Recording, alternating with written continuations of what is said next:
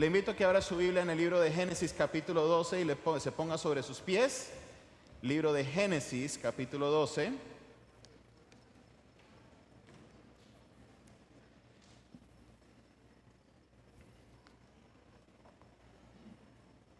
Este es un día especial, amén. El día que hizo el Señor. Génesis capítulo 12 y la iglesia se pone sobre sus pies. Leemos la palabra del Señor. En el nombre del Padre, del Hijo y del Espíritu Santo. Cuando usted lo haya encontrado, me dice un amén. Si tiene dificultades encontrándolo en la Biblia, Génesis es el primer libro de la Biblia. Libro de Génesis capítulo 12, versículo 1 en adelante. ¿Lo leemos todos juntos? Dice la palabra de Dios. Pero Jehová había dicho a Abraham: vete de tu tierra y de tu parentela y de la casa de tu padre a la tierra que te mostraré. Y haré de ti y te bendeciré y engrandeceré tu nombre y serás bendición. Bendeciré a los que te bendijeren y a los que te maldijeren maldeciré. Y serán benditas en ti todas las familias de la tierra. Padre Celestial, gracias Señor por este tiempo que nos permites tener en tu presencia, disfrutando Señor de tu palabra, de todo lo que podemos tener en la casa del Señor. Rogamos Señor que esta tarde seas tú hablando a nuestro corazón, que esta palabra penetre hasta lo más profundo de nuestro espíritu, nos remueva y Señor la podamos poner en práctica. Aumenta nuestra fe, oh Padre Celestial, ayúdanos a comprender que tú tienes un propósito, un plan con cada uno de nosotros y que de tu mano lograremos llegar a Él. Te damos la gloria y te damos la honra en el nombre de Jesús. Amén y amén. Antes de sentarse, acérquese a 4 o 5 personas que no vinieron con usted. Con una gran sonrisa, acérquese y le diga: Dios le bendiga, bienvenido, bienvenida a la casa del Señor.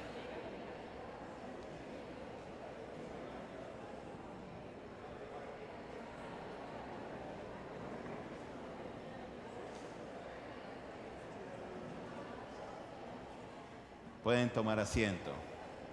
Hay algunos hermanos que esta tradición no les gusta mucho y se les olvida que hace unos años atrás usted debía saludar a toda la iglesia. Empezaban a cantar: no hay un saludo más lindo, y todos sabían que debían pararse y saludar a todos los hermanos, no a 4 o 5, sino a todos. La semana anterior empezamos una serie la cual la titulamos Los planes de Dios. Y hablábamos, les enseñaba a mis hermanos cómo Abraham en este capítulo recibió la visión de parte de Dios. ¿Cuál era la visión? Le dice el Señor: y haré de ti ¿una qué? Subráyelo en su Biblia, resáltelo, que no se le olvide. La promesa de Dios para Abraham era: y haré de ti una nación. ¿Qué? ¿Qué se necesita para ser una nación? Una nación necesita principalmente de 3 o 4 componentes. Uno de ellos es territorio. ¿Cierto que sí?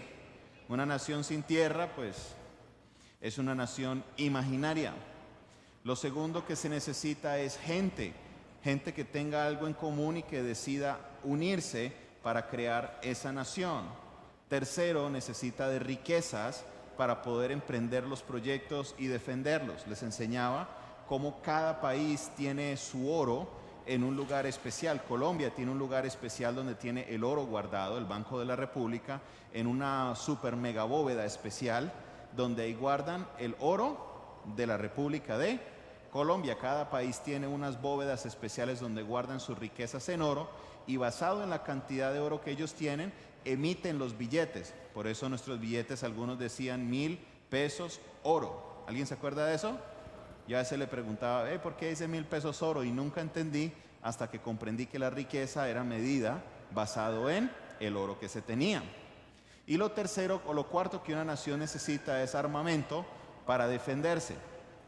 Estudiábamos y medíamos cómo Dios, lo veíamos a grande escala, Dios había entregado esta palabra a Abraham y utilizó cada una de las escenas no solamente en Abraham, sino en Isaac, en Jacob, en José, en toda la descendencia, en Moisés y en Josué, para poder cumplir la palabra de Dios sobre la vida de ellos.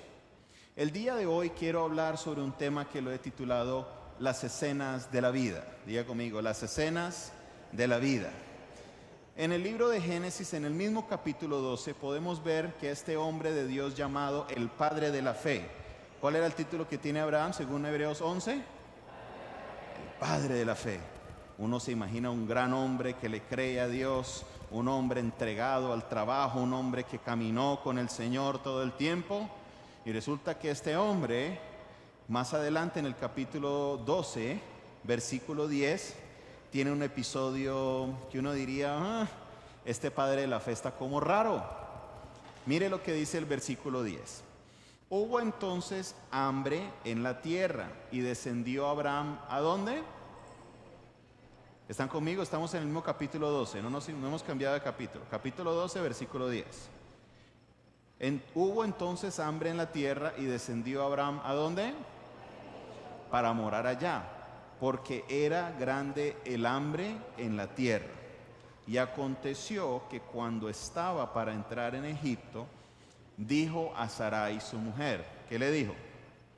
He aquí, ahora conozco que eres mujer de hermoso aspecto, y cuando te vean los egipcios dirán, su mujer es, y me matarán a mí, y a ti te reservarán la vida. Ahora pues, di que eres ¿qué? Para que me vaya bien por causa tuya, y viva mi alma a causa por ti. Este hombre de Dios habló con el Señor, recibió la palabra de Dios. Dios le dijo, haré de ti una nación grande. El hombre dice en el versículo 4, y salió él de su tierra tal y como Dios le había dicho. Entra a la tierra de Egipto y antes de entrar le dice, venga, esposita, ahora que entremos allá, usted ya no va a ser mi esposa, usted va a ser mi hermanita. Porque si se dan cuenta que yo soy su esposo, usted es tan linda que pueden que me maten por quedarse con usted. ¿Usted diría que ese es el comportamiento de un hombre de Dios como el que usted se imagina a Abraham? ¿Sí o no? ¿Cierto que no? Usted pensaría que él diría, no, yo creo en los principios, yo creo en Dios, vamos a decir que usted es mi esposa. Y resulta que no. Obviamente la mentira no era tan mentira, era una de esas medias verdades que uno como que le da la vuelta para quedar bien. ¿Usted alguna vez ha estado en esa situación? Que no miente pero tampoco dice la verdad. Sarai era media hermana de Abraham.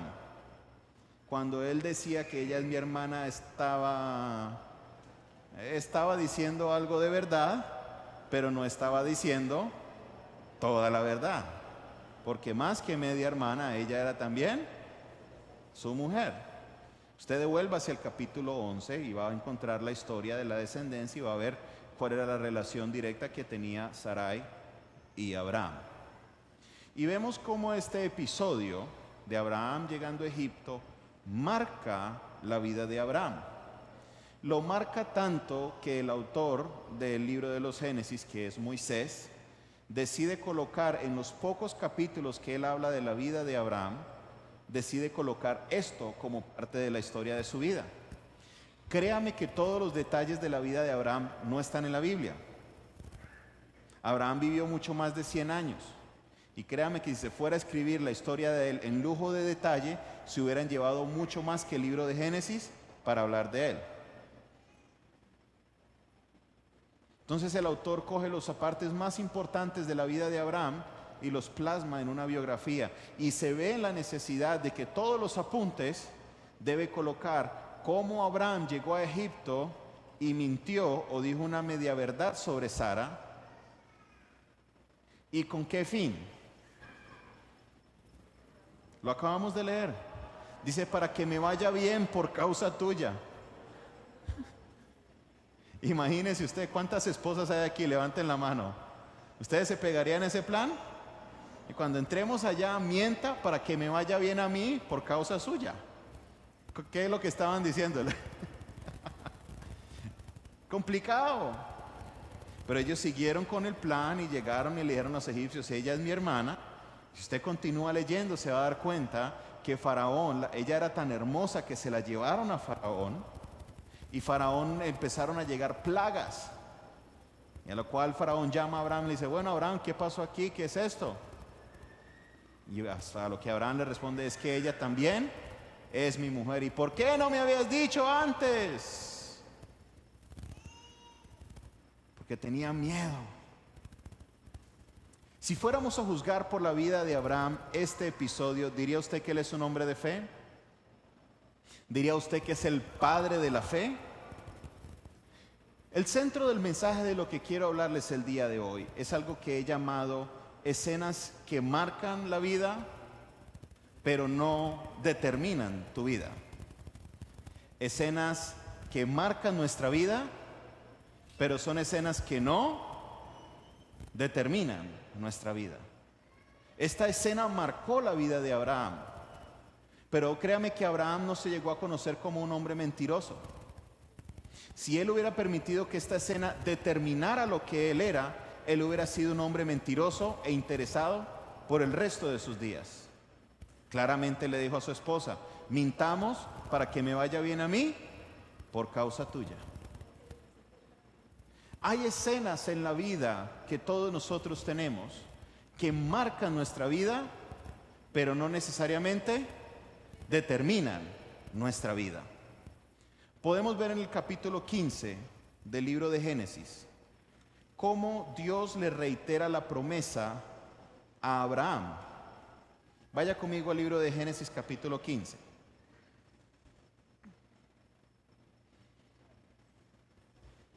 Y este lo vamos a leer todos juntos. Versículo 1. Después de estas cosas, vino palabra de Jehová a Abraham en visión diciendo, no temas, Abraham, yo soy tu escudo y tu galardón será sobremanera. Como que no desayunaron hoy. Alguien hubiera dicho amén a esta palabra. Vuelvo y la leemos. 1, 2, 3. No temas, Abraham, yo soy tu escudo y tu galardón será sobremanera grande. Dígale al que está a su lado, no temas, Dios es tu escudo y tu galardón será en sobremanera grande. Amén. A lo cual responde Abraham, Señor Jehová, ¿qué me darás siendo así que ando sin hijo? Y el mayordomo de mi casa es ese Damaseno Eliezer. Dijo también Abraham, mira que no me has dado prole, y he aquí será mi heredero un esclavo nacido en mi casa. Luego vino a él palabra de Jehová diciendo, no te heredará sino un hijo tuyo será el que te heredará. Y lo llevó fuera y le dijo, mira ahora los cielos y cuenta las estrellas, si las puedes contar. Y le dijo, así será tu descendencia. Y creyó a Jehová y le fue contado por justicia. Abraham y Sara estaban en una conversación, me imagino yo, en la cual ellos querían darse cuenta cómo era que Dios iba a cumplir su promesa. ¿A alguien le ha pasado esto? Que Dios recibió una promesa de Dios y usted está pensando cómo es que Dios la va a cumplir. Y Abraham llega a la conclusión que si él llegare a morir, el único heredero sería el hijo de un esclavo nacido en su casa. Entonces, todas las cosas que Dios le dio, todas las cosas que Dios le entregó, no serían heredadas por un hijo suyo, sino por un esclavo o por el hijo de un esclavo. Dios le dice, no temas, yo soy tu escudo, y tu galardón será en sobremanera grande. A lo cual Abraham le dice, Señor, pero ¿cómo que es galardón grande si ni siquiera tengo un hijo? Para yo ser una nación grande, lo mínimo que necesito es descendencia, un hijo. Sin un hijo, pues, ¿cómo va a haber nación? Y Dios le dice, no temas, porque un hijo tuyo te heredará. Me imagino yo, Abraham fue y le contó a Sarai, y Sarai dijo, bueno, yo sé que Dios nos va a dar un hijo. Y había una tradición en ese tiempo que si la esposa no podía tener hijos, el hombre se llegaba a la esclava y el hijo de la esclava era un hijo de la esposa. Esa era la tradición. Entonces Sarai se puso a pensar y dijo, bueno, yo creo que la cosa de Dios es por ahí. Llevémosle a la esclava a mi esposo Abraham para que él se llegue a ella, en otras palabras, estén juntos, y de ahí puedan hacer un hijo que no va a ser un hijo de ella, sino que va a ser un hijo nuestro. Y yo me imagino la escena. Sarai le dice, mi hijo, venga para acá. Y Abraham llega así, mi amor, ¿qué pasa? Mira, aquí está mi esclava Agar para que te llegues a ella y tengamos un hijo que va a ser nuestro. Y Abraham se hizo el difícil y le dijo, no, mi amor, yo creo que así no es la cosa. Yo no me siento bien, no me siento cómodo haciendo eso. ¿Cierto que sí? ¿Cuántos hombres dicen amén? Sé que Abraham, ni corto ni perezoso, fue, se llegó a Agar y nace un hijo llamado Ismael. Un hijo que le causaría problemas, perdón un momentico. Un hijo que le causaría problemas porque más adelante vemos cómo este hijo causaría contienda en la misma casa. ¿Diría usted, este es el comportamiento de un hombre de fe, un hombre de Dios? ¿Cuántos dirían que eso es, mejor dicho, un hombre de fe debería actuar así? ¿Cierto que ninguno?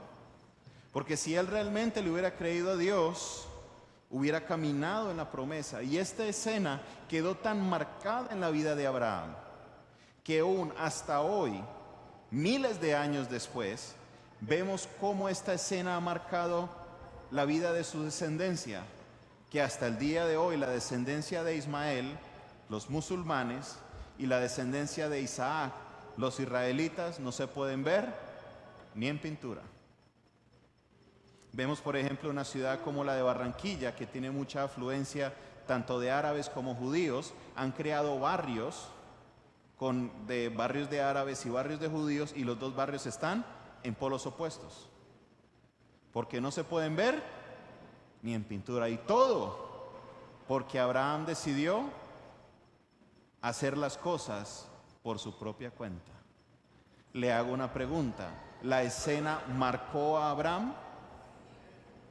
¿La escena determinó quién era Abraham? Piénselo.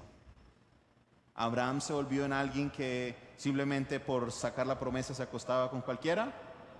¿Cierto que no? La escena marcó la vida de Abraham, pero definitivamente no determinó quién era Abraham.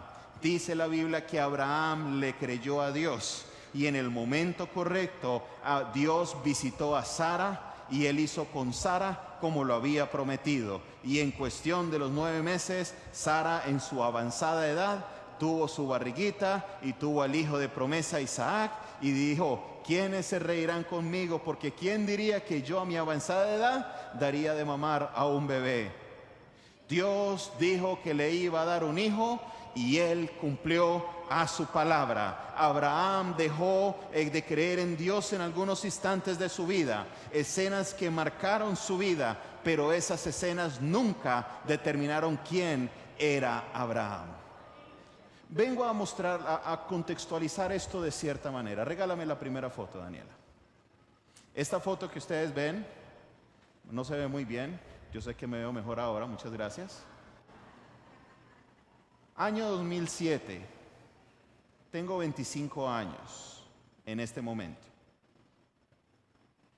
Y en este momento ustedes ven la foto que como que sonrío, como que no. Y le voy a explicar la razón por qué. Unos 3 meses antes de esta foto, me había parado un policía, estaba en los Estados Unidos, y resulta que las placas allá deben renovarse cada año. Usted debe pagar el impuesto y cada año te dan un sticker que usted lo coloca en la placa. El policía me paró y obviamente no había pagado los impuestos y no tenía el sticker. y me dijo dónde están los papeles.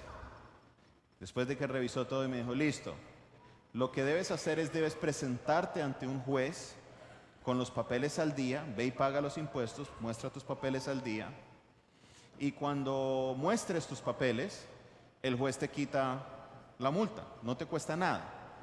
Yo, listo, muchas gracias, señor policía. ¿Qué creen ustedes que hizo Jonathan Castañeda? Ni pagué los impuestos, ni me presenté donde el juez. Y si ustedes saben, cuando uno debe presentarte ante un juez y no lo hace, le emiten a uno una orden ¿de qué? Exactamente. Y este jovencito que usted ve aquí al frente, iba muy feliz, muy tieso y muy majo, manejando en su carro y la policía lo paró. Y resulta que la policía me para y me dice su documento y yo ni idea. Aclaro, señor oficial, aquí está mi documento. Él va, lo coloca en la computadora y regresa y me dice, joven, salga del carro. ¿Qué pasó? Hay una orden de captura en su nombre. Tiene derecho a permanecer en silencio. Todo lo que diga puede y será usado en su contra. Tiene derecho a un abogado para que lo defienda, pero ahora mismo lo llevo en arresto a la cárcel. Nunca me imaginé en mi vida que yo estaría pisando una cárcel. Y seguramente para algunos de ustedes esto es una sorpresa, dirán, ¡ah! El pastor estuvo en la cárcel. Sí. Y estas son escenas que lo marcan tanto a uno, que cuando salí ya algún amigo fue y pagó la fianza, eran solo $19, no era nada. Salí y antes de salir me dijeron, acérquese y coloque sus huellas en el sistema. ¿Qué es eso? Sí, porque es que usted quedará marcado de por vida que usted entró una vez a la cárcel.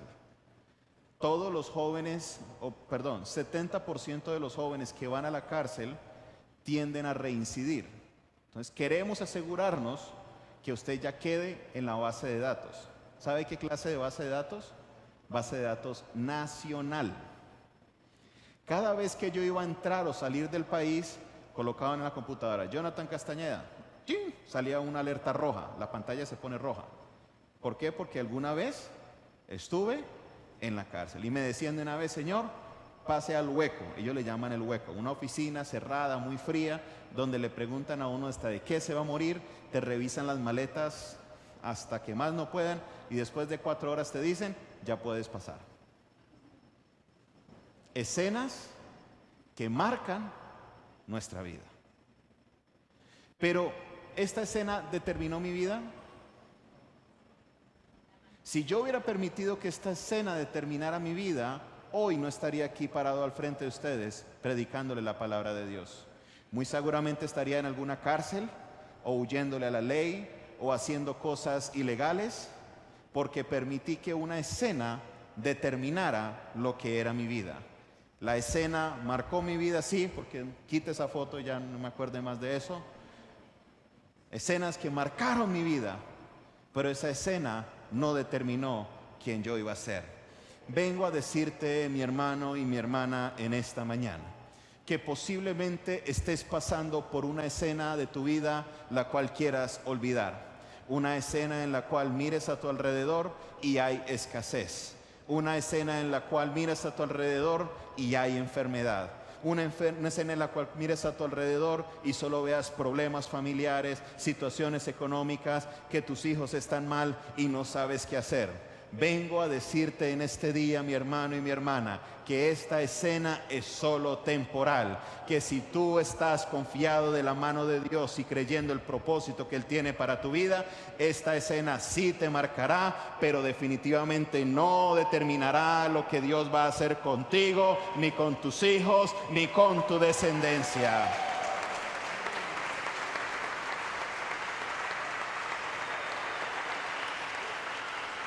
Gloria a Dios. Vaya conmigo al libro de Génesis capítulo 37. Y aquí vemos la tercera generación de Abraham.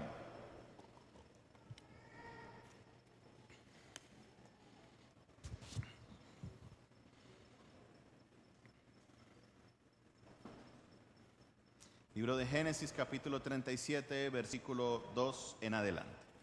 Cuando usted lo encuentre, me regala un amén. Dice la Biblia: esta es la historia de la familia ¿de quién? José, siendo de edad ¿de cuánto? ¿Cuántos años tenía? Apacentaba sus ovejas con sus hermanos, y el joven estaba con los hijos de Bila y con los hijos de Silpa, mujeres de su padre, e informaba José a su padre de la mala fama de todos de ellos. Y amaba a Israel a José más que a todos sus hijos, porque lo había tenido en su vejez, y le hizo una túnica de diversos colores. Y viendo sus hermanos que su padre lo amaba más que a todos sus hermanos, le aborrecían y no podían hablarle. ¿Cómo? Y soñó Josué un sueño y lo contó a sus hermanos, y ellos llegaron a aborrecerle más todavía. Y les dijo: oíd ahora este sueño que he soñado. He aquí que atábamos manojos en medio del campo, y he aquí que mi manojo se levantaba y estaba derecho, y que vuestros manojos estaban alrededor y se inclinaban al mío. Le respondieron sus hermanos: ¿reinarás tú sobre nosotros o señorearás sobre nosotros? Y le aborrecieron aún más a causa de sus palabras. Soñó aún otro sueño y lo contó a sus hermanos diciendo: he aquí que he soñado otro sueño, y he aquí que el sol y la luna y 11 estrellas se inclinaban a mí. Y lo contó a su padre y a sus hermanos, y su padre le reprendió y le dijo: ¿qué sueño es este que soñaste? ¿Acaso vendremos yo y tu madre y tus hermanos a postrarnos ante ti en tierra? Y sus hermanos le tenían ¿qué? Mas su padre meditaba en esto. Después fueron sus hermanos a apacentar las ovejas de su padre. ¿En qué lugar? ¿En qué lugar? Recuerde esta ciudad, Siquem. Y dijo Israel a Josué: tus hermanos apacientan las ovejas en Siquem, ven y te enviaré a ellos. Y él respondió: heme aquí. Israel dijo: ve ahora, mira cómo están tus hermanos y cómo están las ovejas, y tráeme la respuesta. Y lo envió del valle de Hebrón, y llegó ¿a dónde? ¿Dónde estaban supuestos a estar los hermanos? Él llegó ¿a dónde? Y mire lo que sucede. Y lo halló un hombre andando él errante por el campo, y le preguntó a aquel hombre, diciendo: ¿qué buscas? José respondió: busco a mis hermanos, te ruego que me muestres dónde están apacentando. Aquel hombre respondió: ya se han ido de aquí. Yo les oí decir: vamos a Dotán. Estaban supuestos a estar en Siquem, y se fueron ¿a dónde? Entonces José se fue tras sus hermanos y los halló en Dotán. Y cuando ellos le vieron de lejos, antes que llegara cerca de ellos, conspiraron contra él para matarle. Y dijeron uno al otro: he aquí viene el soñador. Ahora pues venid y matémosle y echémosle en una cisterna, y diremos: alguna mala bestia lo devoró, y veremos qué será de sus sueños. Cuando Rubén oyó esto, lo libró de sus manos y dijo: no lo matemos. Y les dijo Rubén: no derraméis sangre, echadlo en esa cisterna que está en el desierto, y no pongáis mano en él, por librarlo así de sus manos, para hacerlo volver a su padre. Amén. Para entender la historia bíblica, es muy importante que a medida que usted va leyendo y va entendiendo, usted se meta en la película. ¿Qué quiero decirle con esto? Cuando usted lee una historia y conoce el final, ¿la disfruta tanto? ¿Cierto que no? Cuando usted va a ver una película y ya sabe de qué se trata y ya se la contaron, es más, siempre León le dice a alguien: no me la cuente, porque cuando se la cuentan a uno, ya la embarró. Y usted conoce el final de la historia de José. Y cuando ya conocemos el final, le perdemos el gusto a los detalles de lo que va avanzando en la historia.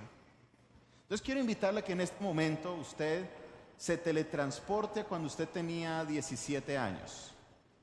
Algunos eso era hace poquito, para otros hace... Para algunos el arcoíris estaba blanco y negro todo. Póngase usted en los zapatos de José. ¿Cuántos años tenía José según la Biblia? 17 años. Eres un joven o una joven de 17 años. Y resulta que por alguna razón u otra tu padre te ama más a ti que a los demás hermanos.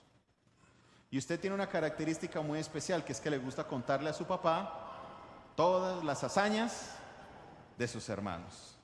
Entonces sus hermanos con mayor razón lo aman. Oh, este es mi hermanito querido. Por ahí le dicen a alguno, salte aquí. El sapo, le dicen los muchachos. Cuenta todo. Ahí viene, salte aquí, salte aquí.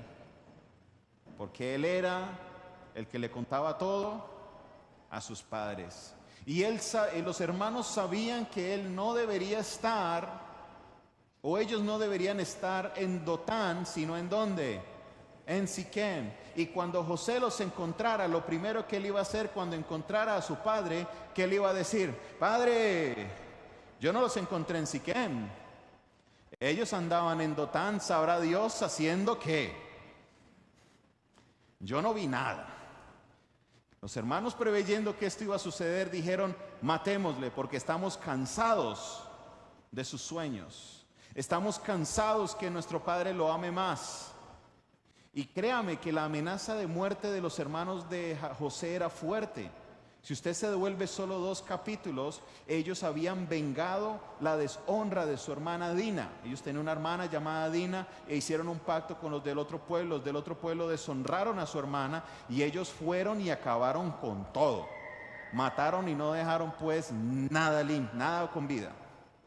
Ya había sangre en los hermanos de José. Y cuando ellos decían a José: vamos a matarle, créame que ellos iban en serio.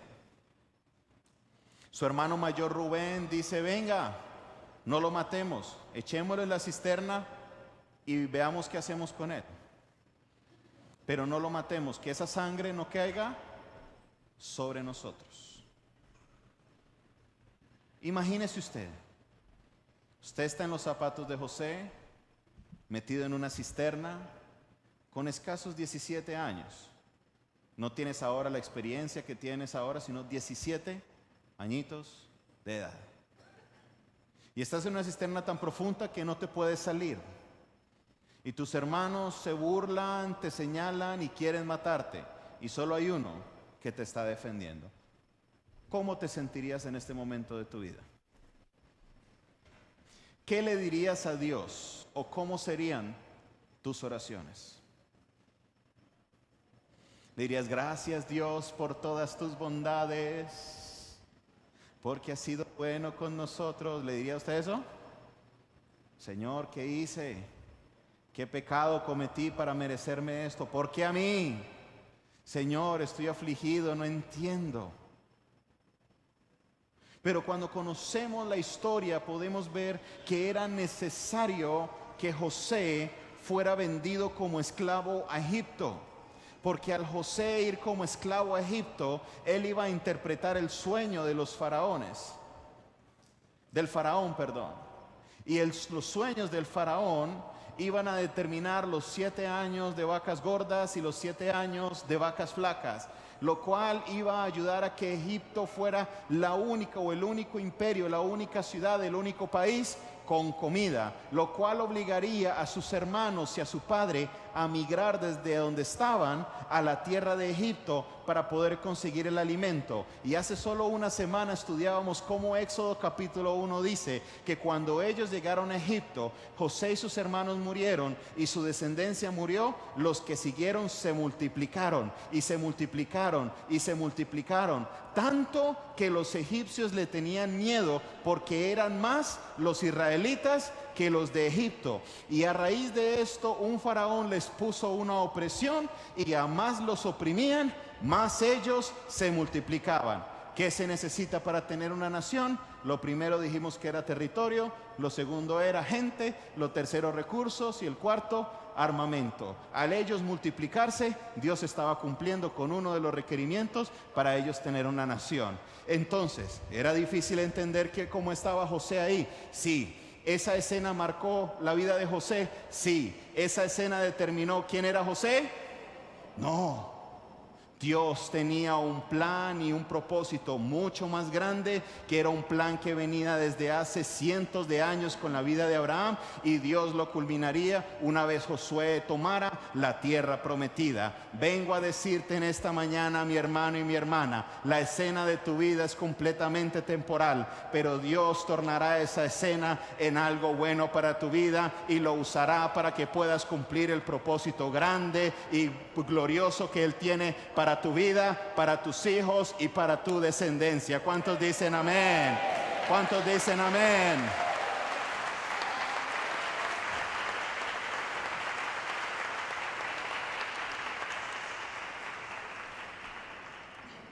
¿Cómo se logra hacer esto?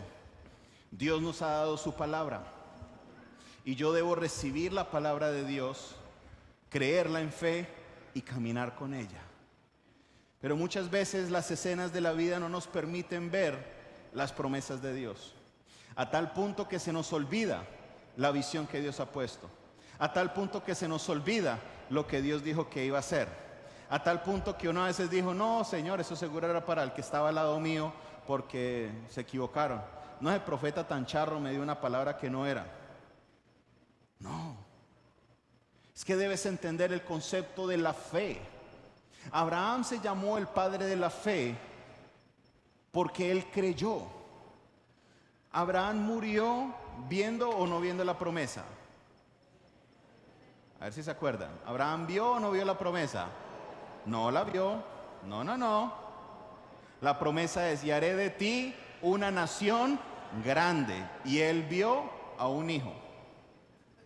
¿Vio la promesa? No.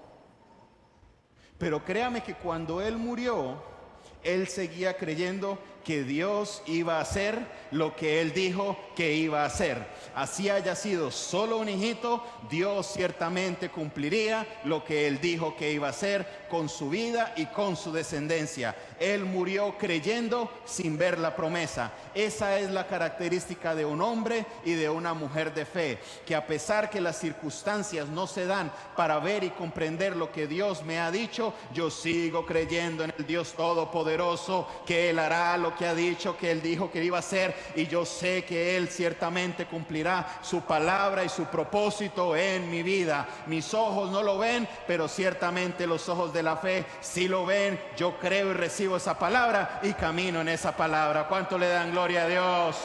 Amén.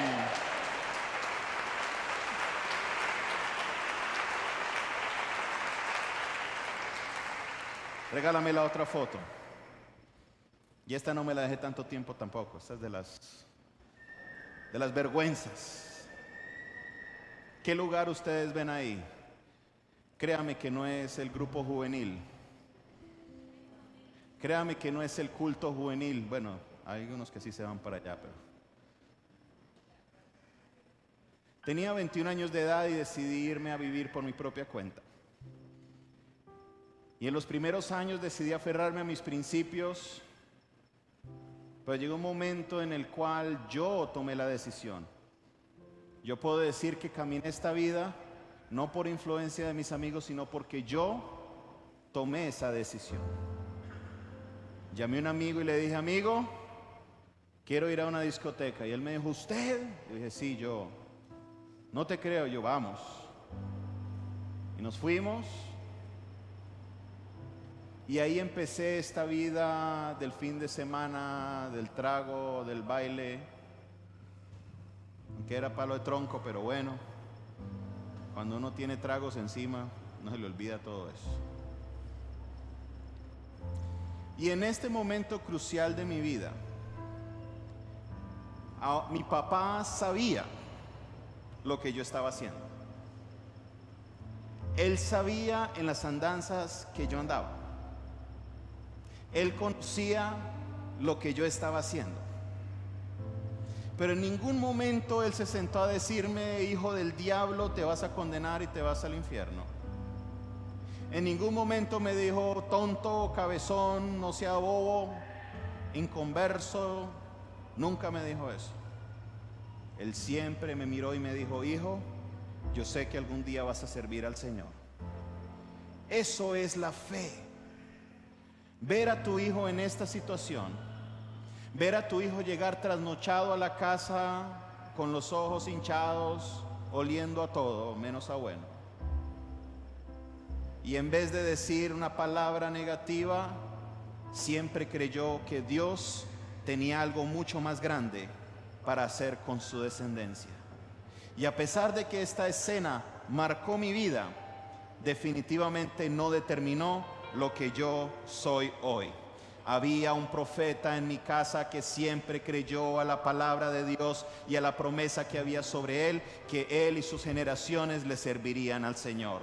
Hoy vengo a decirte, mi hermano y mi hermana, que así usted como el hombre de Dios que tuvimos en esta casa, al cual le aprendimos, al cual nos enseñó a creer en Dios, a creer en la fe, a ver las cosas que no son como si fueren. Así veas a tus hijos en situaciones con las cuales no estás de acuerdo. Así veas que tus hijas están cogiendo malas andanzas y a lo mejor andan con ese noviecito que usted no le cae bien.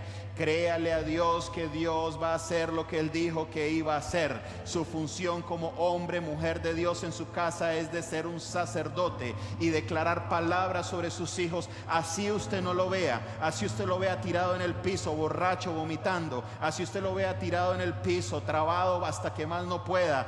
Usted debe pararse y declarar una palabra de vida, una palabra profética sobre su hijo. Dice la Biblia: es pues la fe, la certeza de lo que se espera y la convicción de lo que no se ve. No lo veo, pero yo creo que Dios cumplirá su propósito en mi vida. Amén. Amén, amén. La fe, la fe, la fe. La fe es entender que una sola palabra de Dios puede transformar tu vida.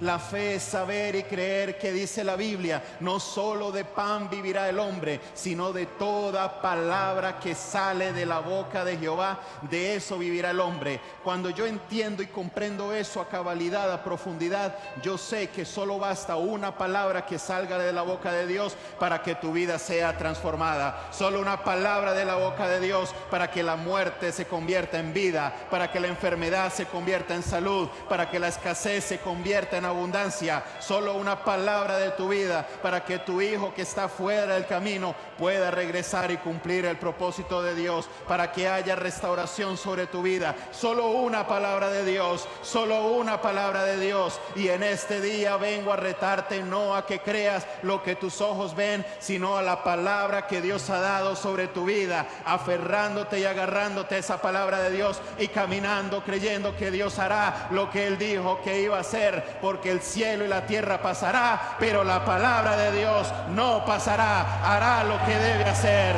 Amén. Oh, gloria a Dios.